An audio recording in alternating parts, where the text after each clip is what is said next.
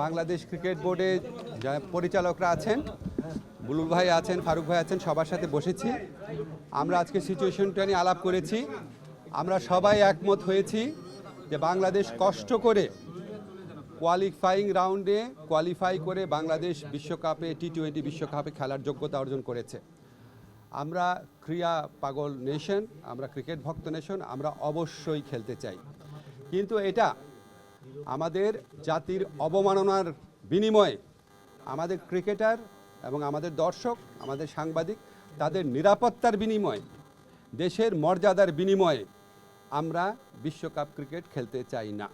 যেখানে ভারতের cricket control board নিজেরাই বলছে কলকাতা টিমকে যে এই প্লেয়ারকে নিরাপত্তা দেওয়া যাচ্ছে না, ওনাকে তোমার টিম থেকে বাদ দাও।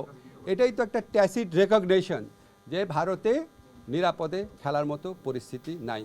আমরা ভারতের যে বিগার পিকচার আছে, সাম্প্রদায়িক পরিস্থিতি, সেটা নিয়ে কিছু বলতে চাচ্ছি না, কিন্তু আমাদের ক্রিকেটের নিরাপত্তা, বাংলাদেশের নিরাপত্তা, বাংলাদেশের মর্যাদা, এটার প্রশ্নে আমরা কোনো আপোষ করব না।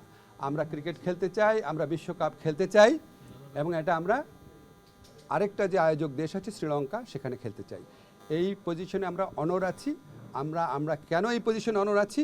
আমরা আশা করি আমরা আইসিসিকে বুঝাতে সক্ষম হব এবং আইসিসি আমাদের যুক্তিগুলো সহৃদয়তার সাথে নিরপেক্ষভাবে বিবেচনা করে আমরা কষ্ট করে যে অর্জনটা করেছি সেই টি-20 বিশ্বকাপে আমাদের খেলার সুযোগ করে দিবে।